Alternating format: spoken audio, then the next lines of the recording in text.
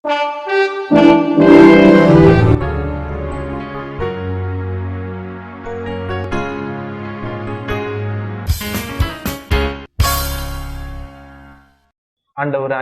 இயேசு கிறிஸ்துவ நாமத்தில் இந்த நிகழ்ச்சியின் மூலமாக சந்திப்பதில் மிக்க மகிழ்ச்சி அடைகிறேன். இன்னைக்கு நம்முடைய வாழ்க்கையில் அநேக வழிவாசல்கள் திறக்க வேண்டும் என்று சொல்லி நாம் பிரயாசம் எடுக்கிறோம். அநேக பிரயாசத்தை கர்த்தரும் அறிந்திருக்கிறார். நம்முடைய வழிகள் வாய்க்க வேண்டும் என்று சொன்னால் நாம் சில காரியங்கள் செய்ய வேண்டும் என்று சொல்லி தேவன் விரும்புகிறார்.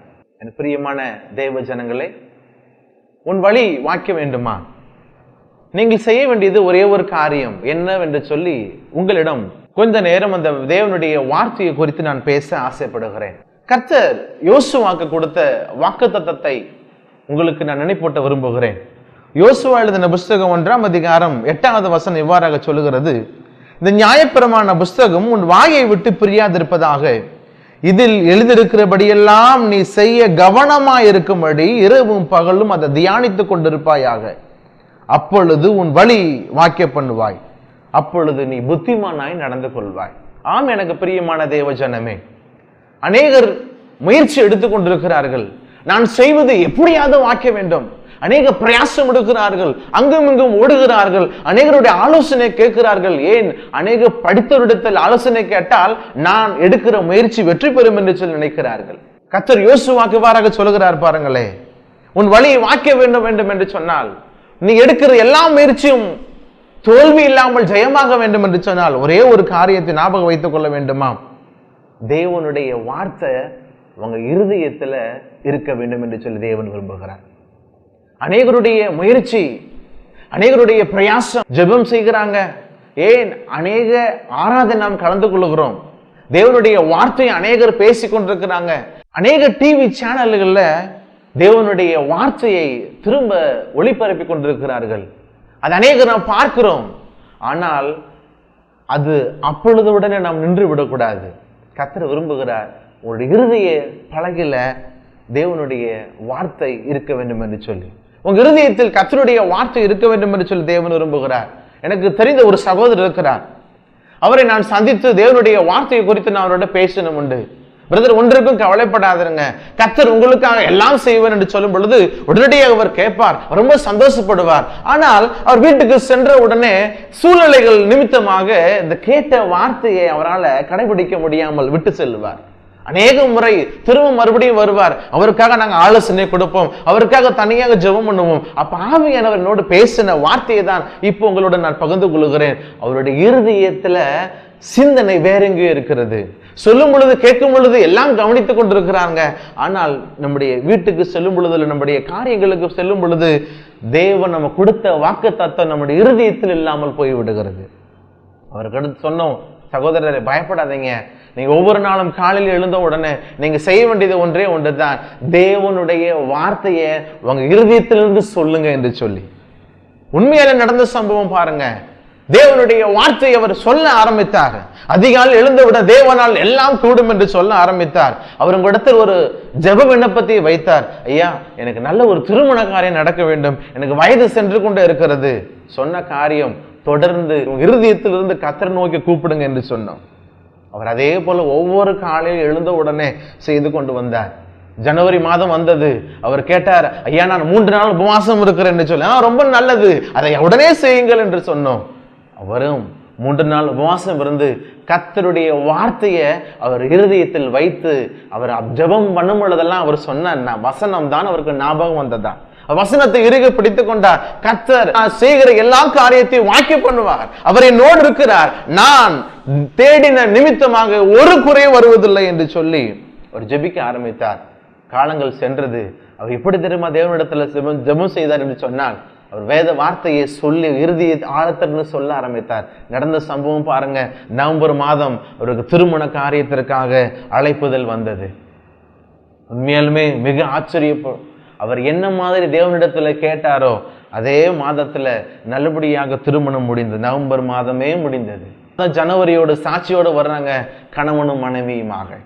காரணம் என்ன தெரியுங்களா?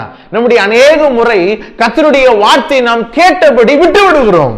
ஆனால் நம் இருதயத்தில் கர்த்தருடைய வார்த்தையை நாம் நினைவு கூற வேண்டியது இருக்கிறது. ஏன் வேதம் சொல்லுகிறது பாருங்க, நீங்கள் அந்த வார்த்தையை தியானிக்க வேண்டும். எந்த சூழ்நிலை இருந்தோ அதை குறித்துதான் சூழ்நிலை சிந்தனைகளை மாத்திரம் தான் நம்ம ஆழ்ந்து கொள்கிறோம். ஆனால் கர்த்தருடைய வார்த்தையை நீங்க தியானிக்க மறந்து விடுகிறோம். பிரியமானவர்களை, யோசித்து பாருங்க, தேவன் உங்களுக்கு கொடுத்த வாக்குத்தத்தம் என்னவாயிற்று? கர்த்தருடைய வாக்குத்தத்தம் உங்க இருதயத்தில் இருந்து ஒவ்வொரு நாளும் ஜபித்து பாருங்க, நிச்சயமாக உங்களுக்கு ஜெயம் வரும். சகோதரன் ரொம்ப ஆச்சரியமாக வந்தார். ஐயா, நீங்க சொன்னபடி நான் செய்தேன். அவருடைய வாழ்க்கையில மாத்திரம் அல்ல, யாரெல்லாம் இருதயத்திலிருந்து உண்மையாய் நோக்கி கூப்பிடுகிறார்களோ கர்த்தர் அவருடைய விண்ணப்பத்தையும் அவருடைய ஜெபத்தையும், ஏன் அவர்கள் செய்வது எல்லாம் அவர் வாக்கிய பண்ணுகிறார். நீங்கள் நானும் ஒன்றே ஒன்றைதான் செய்ய வேண்டும்.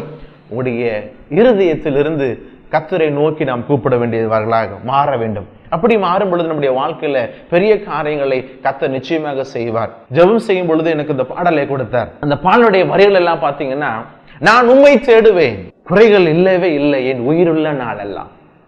இருதயத்தின் ஆழத்திலிருந்து கர்த்தரை நோக்கி நீங்க கூப்பிடும் பொழுது உங்களுடைய வாழ்க்கையில என்னென்னலாம் குறைவு காணப்படுகிறதோ, உங்களுடைய வழிகள் நடக்கும் பொழுது என்னென்னலாம் தேவைகள் இருக்கிறதோ, என்னென்னலாம் இடர்கள் இருக்கிறதோ, எல்லாவற்றையும் தெய்வம் அகற்றப்பட ஆசைப்படுகிறார். நீங்களும் நானும் செய்ய வேண்டிய ஒன்றே ஒன்று, உங்க இருதயத்துல எதை குறித்தான சிந்தனை இருக்கிறது, எதை குறித்தான நினைவு இருக்கிறது, எதை குறித்து தான் அதிக நாம் யோசித்துக் கொண்டிருக்கிறோம். வேதம் சொல்லுகிறது, நாம் இரவும் பகலும் உங்களுடைய இருதயமானது வசனத்தை நோக்கி தியானித்துக் கொண்டிருக்க வேண்டுமா, கர்த்தரை நோக்கி நீங்கள் பார்க்க வேண்டுமா. அவ்வாறாக பார்த்தீங்க என்று சொன்னால் வேத வசனத்தை சொல்லுகிறபடி பிரகாரமாக அவங்க நீங்க செய்கிற எல்லாமே அப்படியே நடக்கும். நீ விரும்பின எல்லா காரியமும் நடக்கும். தேவன் இருதயத்தை ஆராய்ந்து பார்க்கிறவராய் இருக்கிறார். நம்முடைய இருதயத்தில் இருந்து கர்த்தர் நோக்கும் பொழுது மனிதர்கள் பார்க்கும் விதமாய் கர்த்தர் உங்களை பார்ப்பதில்லை, வெளியரங்கமாய் பார்ப்பது கிடையாது. உங்களுடைய இருதயம் எப்படிப்பட்டதா இருக்கிறது? உங்க இருதயத்தில் எதை குறித்தான சிந்தனை இருக்கிறது? அநேகரும் முயற்சி எடுக்கிறோம், எப்படியாகிலும் இந்த ஆண்டுல நான் நினைத்தது முடித்து விட வேண்டும் என்று சொல்லி. அதெல்லாம் நல்லதுதான், தவறு கிடையாது. பிரியமானவர்களே, உங்களுடைய இருதயத்தில் யாரை குறித்தான சிந்தனை இருக்கிறது? உங்களுடைய சுய முயற்சினால் செய்து தோற்று போயிருக்கலாம், அதை பற்றி கவலைப்படுங்க. நடந்ததெல்லாம் முடியட்டும். இனிமேலாவது உங்களுடைய இருதயத்தில் கர்த்தரை குறித்தான சிந்தனை இருந்துச்சு என்று சொன்னால் நிச்சயமாக ஜெயமாக கர்த்தர் மாற்றி தருவார். நான் உம்மை தேடுவேன், என் வாழ்க்கையில ஒரு குறைவுகள் வருவதே இல்லவே இல்லை. அது ஒரு பாடலாக நான் பார்த்து விடலாமா? நான் உம்மை தேடுவேன், குறைகள் இல்லையே உயிருள்ள நாளெல்லாம். நான் இயேசுவை தேடுவேன், குறைகள் இல்லையே உயிருள்ள நாளெல்லாம். எல்லாமே பார்த்து கொள்ளும் ஏகோவாயிரே. சொல்லுங்க, எல்லாமே பார்த்து கொள்ளும் ஏகோவாயிரே. என்னாலும் வெற்றி தானே, வார்த்தையால் ஜெயம் எடுப்பே. ஆமென். என்னாலும் வெற்றி தானே, வார்த்தையால் ஜெயம் எடுப்பே. நான் உம்மை தேடுவே, குறைகள் இல்லையே உயிருள்ள நாளெல்லாம். நான் இயேசுவை தேடுவே, குறைகள் இல்லையே உயிருள்ள நாளெல்லாம். பிரியமானவர்களே, கர்த்தரை தேடுவர்களுக்கு ஒரு நன்மை குறைவுபடாது என்று சொல்லி வசனம் எல்லாம் நம்மளுக்கு தெரியும். அது உண்மைதான். உங்களுடைய இருதயம் எதை சார்ந்து இருக்கிறது? உங்களுடைய இருதயத்தில் அதிகமாக எதை குறித்தான சிந்தனை இருக்கிறது? கர்த்தர் யோசுவாக்கு சொன்ன கட்டளைகளை அவன் இறுதி வரை கடைபிடித்தான். கடைபிடித்த நோக்கம் என்ன தெரியுங்களா? அவன் செய்வது எல்லாம் கர்த்தர் வாக்கிய பண்ணினார். நீ உங்களுடைய வழிகள் எல்லாம் வாக்கிய பண்ண வேண்டும் என்று சொன்னால் வசனத்தை வசனமாக பார்த்தால் ஒன்றும் நடக்காது. அந்த வசனம் இருதயத்தில் இருந்து கர்த்தர் நோக்கி கூப்பிடுங்க, கர்த்தர் நோக்கி ஜெபித்து பாருங்களே, உன் வாழ்க்கை மாறுவதை நன்றாக காண முடியும். அதைத்தான் நீதிமொழிகள் புஸ்தகம் இவ்வாறாக சொல்லுகிறது. நீதிமொழிகள் 3ஆம் அதிகாரம் 3ஆம் வசனம் இவ்வாறாக சொல்லுகிறது பாருங்க. கிருபையும் சத்தியமும் உன்னை விட்டு விலகாதிருப்பதாக, நீ அவைகளை உன் கழுத்தில் பூண்டு அவைகளை உன் இருதய பலகைகளை எழுதிக்கொள். பார்த்தீங்களா எவ்வளவு அழகாக சொல்லப்பட்டிருக்கிறார். இந்த வார்த்தையை உன் இருதய பலகைகளை வைத்துக் கொள்ளுங்க. சத்தியத்தை கேட்டு அதன் பிரகாரம் நாம் நடக்க வேண்டும் என்று சொன்னால், அந்த சத்தியத்தை குறித்து எல்லாம் ஆசீர்வாதம் உங்களுக்கு நிறைவேற வேண்டும் என்று சொன்னால், நீங்கள் நானும் ஒண்ணு செய்யணும். அந்த வார்த்தை உங்க இருதய பலகையில ஆழமாய் பதிய வேண்டும். பிரியமானவர்களே, அப்படி இருக்கும் பொழுது கர்த்தர் பெரிய காரியங்களை செய்கிறார். யாத்திராகமம் புஸ்தகம் 13ஆம் அதிகாரம் 9ஆம் வசனம் பார்த்தீங்கன்னா அங்க சொல்லப்படுகிறது, அதை உன் அடையாளமாக வைத்துக்கொள், உன் கண்களுக்கு நடுவே ஞாபகப்படுத்தும்படி, அதை நினைவூட்டும்படியாக வைத்துக்கொள் என்று சொல்லப்பட்டிருக்கிறது. கர்த்தர் இஸ்ரவேல் ஜனங்களுக்கு திரும்ப திரும்ப இந்த வார்த்தைகளை சொல்லுகிறார். ஏனென்று கேட்டால் இந்த வார்த்தை தான் அவருடைய வழிகள் எல்லாம் என்னென்னலாம் செய்ய வேண்டும் என்று சொல்லி விரும்புகிறார்களோ அதெல்லாம் அப்படியே நடக்கும் என்று சொல்லி. ஏன் உபாக புஸ்தகம் 6ஆம் அதிகாரம் 8ஆம் வசனம் கூட இவ்வாறுதான் சொல்லுகிறது, அது உன் கண்களுக்கு நடுவாக ஞாபக குறியீடு. அதை நீங்க ஞாபகப்படுத்துங்க. ஒவ்வொரு நாளும் காலையில் எழுந்தவுடன் தேவ சமூகத்தை நோக்கி கூப்பிடுங்க, கர்த்தாவே நீர் எனக்கு கொடுத்த வாக்குத்தத்தம், நான் சொன்ன வசனத்தின் பிரகாரமாக கர்த்தர் நிச்சயமாக எல்லாம் செய்வார். உங்களோட வாழ்க்கையில எல்லா வழிகளும் அடைக்கப்பட்டிருக்கிற எல்லா வாசல்களும் இந்த 2018ஆம் ஆண்டு திறக்க போகிறது. நீங்க பயப்படாதிருங்க. எனக்கு ஒன்றுமே நடக்கலையே, நான் ஆலயத்துக்கு போகிறேன், அநேக வார்த்தையை கேட்கிறேன், தேவனுக்கு சொன்னதெல்லாம் நான் கீழ்ப்படுகிறேன், அதெல்லாம் உண்மைதான். கர்த்தர் உங்களிடத்தில் ஒன்றை எதிர்பார்க்கிறார். அது என்ன தெரியுங்களா? நீங்க தேவனுடைய வார்த்தை உங்க இருதயத்தில் இருக்கிறதா?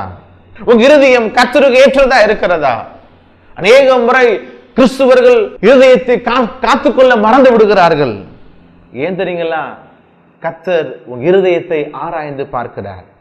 எப்படி நாம் தேவனுடைய சமூகத்தை நாம் கூப்பிடுகிறோம்? உடைய வழிகள் வாக்க வேண்டும் என்று சொன்னால், நான் செய்வதெல்லாம் நடக்கணும், ஒன்று கூட குறைவுபடக்கூடாது, என் பிள்ளைகள் நல்லா இருக்கணும், நான் நினைத்த வாழ்க்கை அமைய வேண்டும் என்று சொன்னால் நீங்க ஒன்று செய்ய வேண்டும். உங்களுடைய இருதயத்தில் கர்த்தருடைய வார்த்தையை ஞாபகம் வைத்துக் கொள்ளுங்க. நீதிமொழிகள் 6ஆம் அதிகாரம் 26ஆம் வசனம் இவ்வாறாக சொல்லுகிறது, உன் இதயத்திலே அதை அணிந்து கொள். பார்த்தீங்களா? நம்முடைய இதயம் எதை சார்ந்திருக்கிறது? நம் இதயத்திற்கு 3 வாசல்கள் இருக்கு பிரியமானவர்களே. 3 வாசல்கள் என்னவென்று சொன்னால் கண், காது, வாய்.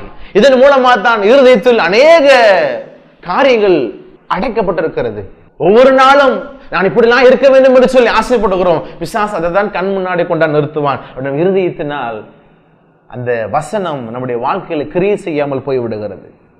ஒவ்வொரு நாளும் நீங்க ஆண்டவர்கிட்ட கேட்கணும், ஆண்டவரே என் இருதயத்துல உடைய வார்த்தையை நான் வைத்திருக்கிறேன், அந்த வார்த்தை நான் செய்வதெல்லாம் வாக்க போகிறது.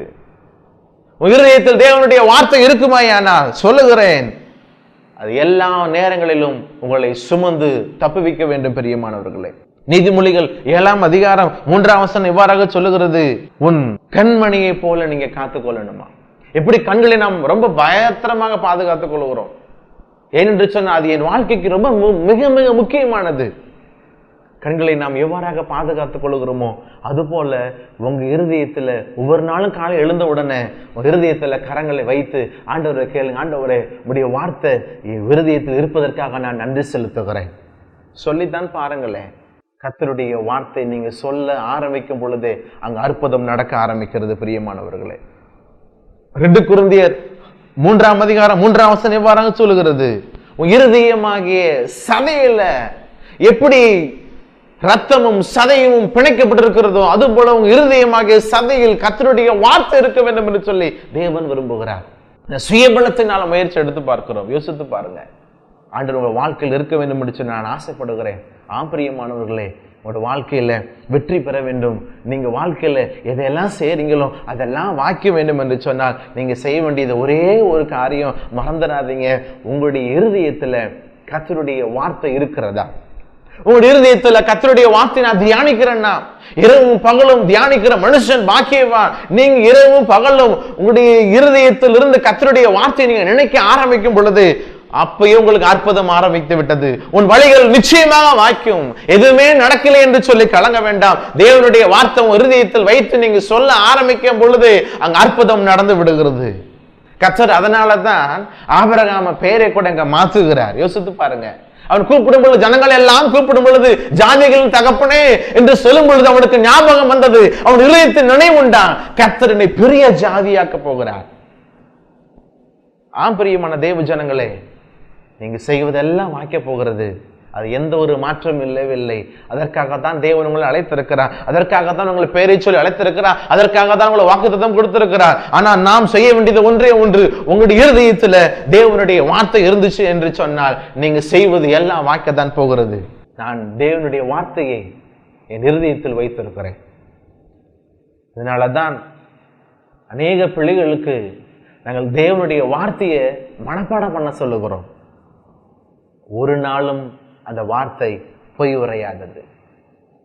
அந்த வார்த்தை ஒரு நாள் அவங்களோட பேச ஆரம்பிக்கும். பிரியமானவர்களே, என்ன செய்வது என்று சொல்லி அங்கும் இங்கும் அங்கலாய்க்கும் பொழுது தேவ சமூகத்துல சற்று அமர்ந்திருந்து, ஆண்டவரே என்னோட நீங்க பேசுங்க என்று சொல்லி ஒப்பு கொடுத்து பாருங்களேன், உங்க இருதயத்தில் கர்த்தருடைய வார்த்தை அது இடைப்படுவதை நீங்க உணர முடியும். அது உங்களோட பேசும், உங்களுக்கு அதை நடப்பித்து காண்பிக்கும். நீங்க செய்ய வேண்டியது எல்லா காரியத்தையும் அது நன்றாக உங்களுக்கு வெளிப்படுத்தும். பிரியமான தேவ ஜனங்களே, உன் வழிகள் வாய்க்க வேண்டும் என்று சொன்னால் நீங்க ஒன்றே ஒன்று செய்ய வேண்டும். உங்க இருதய பலகையில கர்த்தருடைய வார்த்தை இருக்கிறதா, அல்லது தேவையில்லாத சிந்தனை இருக்கிறதா, உங்களுடைய முயற்சி இருக்கிறதா? எல்லாம் எனக்கு தெரியும், நன்கு நான் படித்திருக்கிறேன், நன்கு நான் அறிந்திருக்கிறேன், என்னால் வெற்றி பெற முடியும் என்று நினைக்கிறீர்களா? மீண்டுமாக சொல்லுகிறேன், தேவனுடைய வார்த்தை உங்க இருதயத்தில் இருந்துச்சு என்று சொன்னால் உங்க வாழ்க்கை நிச்சயமாக மாறப்போகிறது. அநேகருக்கு நீங்கள் முன்மாதிரியாக நிற்க போறீங்க. கர்த்தர் யோசுவாவை கொண்டு பெரிய காரியம் செய்தார், உங்களை கொண்டு பெரிய காரியம் செய்ய விரும்புகிறார். நான் செய்வதெல்லாம் வாய்க்க வேண்டும் என்று சொன்னால் தேவனுடைய வார்த்தை உங்க இருதய பலகையில் வைங்க. அதை படி செய்து பாருங்க. கர்த்தர் உங்களை உயர்த்துவதை நீங்க இடத்துல சொல்லுங்க. உடைய ஜெப குறிப்புகளுக்கு அனுப்பி வைங்க. என்னால இருதயத்தில் கர்த்தருடைய வார்த்தை என்னால இருக்க முடியல, பல சிந்தனைகள் பல இக்கட்டுகள் நான் மாட்டிக்கொண்டிருக்கிறேன், கவலைப்படாதீங்க, எங்களுக்கு உடனடியாக எழுதுங்க, அல்ல தொலைபேசியில எங்களோட தொடர்பு கொள்ளுங்க. நாங்கள் உங்களுக்காக, நாங்களும் எங்க ஜெப குழுவும் உங்களுக்காக ஜெபிக்க ஆயத்தமா இருக்கிறோம். தேவனுடைய நாம மகிமைப்படுவதாக. ஒவ்வொரு நாளும் உங்களுக்காக நான் ஜெபித்துக் கொண்டிருக்கிறேன். நீங்களும் எங்களுக்காக, எங்கள் ஊழியத்துக்காக ஜெபித்துக் கொள்ளுங்க. தேவன் பெரிய காரியம் செய்ய வல்லவராய் இருக்கிறார். ஒன்றே ஒன்று, நீ செய்ய வேண்டும், வாக்கியப்பட வேண்டும் என்றால் கர்த்தருடைய வார்த்தை உங்க இருதயத்தில் இருக்க வேண்டும். பிரியமானவர்களை, கர்த்தர் நோக்கி பார்ப்போமா? இப்ப நாம் ஜெபம் செய்ய போகிறோம். கர்த்தர் நீங்க செய்வதை எல்லாம் வாக்கிய பண்ண போகிறார். நீ புத்திமானாய் நடந்து கொள்வாய். எப்படி நடக்க வேண்டும் என்று சொல்லி ஒன்றும் கவலைப்படாதீங்க. உங்க இருதயத்தில் கர்த்தருடைய வார்த்தை இருந்தால் ஆவியானவர் உங்களோட பேச ஆரம்பிப்பார். நம்ம ஜெபம் செய்யலாமா? வானாதி வானங்களுக்கு மேலாய் அண்ட சராசரில் உருவாக்கி படைத்து ஆளுகின்ற எங்கள் பிதாவாகிய தெய்வமே, எங்கள் குமாரனாக இயேசு கிறிஸ்துவே, எங்களுக்கு ஒத்தாசை செய்வதற்காக எங்களுக்கு துணையா இருக்கிற பரிசுத்த ஆவியானவரே, உடைய திரு நாமத்திற்கு துதி கன மகிமை அல்லேலூயா ஓசனா எடுக்கிறோம். இந்த வேளையிலும் கூட இந்த நிகழ்ச்சியை பார்த்து கொண்டிருக்கிற ஒவ்வொருவருக்காக உடைய சமூகத்தில் வருகிறோம். கர்த்தாவே, அவருடைய வாழ்க்கையில நான் அநேக முறை முயற்சி எடுத்து நான் தோற்றுவிட்டேன், எனக்கு ஜெயமாக முடியவில்லை. நான் என்னுடைய சுயபலத்தினால் ஓடி பார்த்தேன், என்னுடைய ஞானத்தினால் செய்து பார்த்தேன், எதுவுமே முடியவில்லை என்று சொல்லி அங்கலாய்த்துக் கொண்டிருக்கிற அருமையான சகோதரனே, கர்த்தருடைய வார்த்தை உனக்காக வருகிறது. உன் இருதயத்தில் உன்னுடைய திறமையை எடுத்து விடு. கர்த்தருடைய வார்த்தையை வைங்க. கர்த்தருடைய வார்த்தை நீ வைத்தாயானால் நிச்சயமாக சொல்லுகிறேன், உன் வாழ்க்கையில் நீ செய்வதெல்லாம் வாய்க்கும். நீ புத்திமானாய் நடந்து கொள்வாய். தேவ கிருபை உன்னோடு கூட இருக்க போகிறது. பிள்ளைகளை குறித்தான கவலை வேண்டாம். பிள்ளைகளுக்கு தேவனுடைய வார்த்தையை சொல்லிக் கொடுக்க ஆரம்பிங்க. தேவனுடைய வார்த்தை நீங்கள் சொல்ல சொல்ல சொல்ல உங்களுடைய குறைவுகள் எல்லாம் தேவன் நிறைவாக்க விரும்புகிறார். நீங்க அவ்வாறாக செய்யுங்க. கர்த்தாவே, வசனத்தை கேட்டு அதன்படி செய்கிற நிமித்தமாக அவருடைய இருதய பலகையில கர்த்தருடைய வார்த்தை, அந்த ஒரே ஜீவனுள்ள வார்த்தை, அந்த வல்லமுள்ள வார்த்தை அது கிரியை செய்வதாக என்று சொல்லி நாங்கள் ஜெபம் செய்கிறோம். நீர் மாறாதவர், நீர் சொன்னதை செய்து முடிக்கிறவர். எங்களுக்காக அநேக காரியங்களை வெளிப்படுத்தின போவதற்காக நாங்கள் நன்றி செலுத்துகிறோம். இவரோட பேசியிருக்கிறீங்க, இந்த வார்த்தையை கடைபிடிக்க போறாங்க. இவங்க இருதயத்தில் கர்த்தருடைய வார்த்தை இருக்க போகிறது. இவங்க வாழ்க்கை மாறப்போகிறது. இவங்க செய்கிறது எல்லாம் அப்படியே நடக்க போகிறது. ஆண்டவரே, அவ்வாறு செய்வதற்காக நமக்கு நன்றி செலுத்துகிறோம். இயேசு கிறிஸ்து நாமத்தில் பரிசுத்த ஒத்தாசர் ஜெபம் செய்கிறோம் நல்ல பிதாவே, ஆமென். God bless you. கர்த்தர் தாமே உங்களை ஆசீர்வதிப்பாராக. தொடர்ந்து ஜெபியுங்கள், தொடர்ந்து தாங்குங்கள். கர்த்தர் உங்களை மென்மேலும் நீங்க செய்வது எல்லாம் அவர் வாக்கிய பண்ண போகிறார். ஆமென். மேலும் எங்களை தொடர்பு கொள்ள pastor J Enos Kumar, eagle foundation India, இயேசுவின் அற்புத ஆலயம், ஞாயிறு ஆராதனை, பாலமேடு, அலங்காநல்லூர் மற்றும் ஐயூர். செல் 9345891412 9047154047. Joy Creative Production. For video coverage and editing, audio recording and editing, promo for advertisement, graphic design. Contact 9042494996.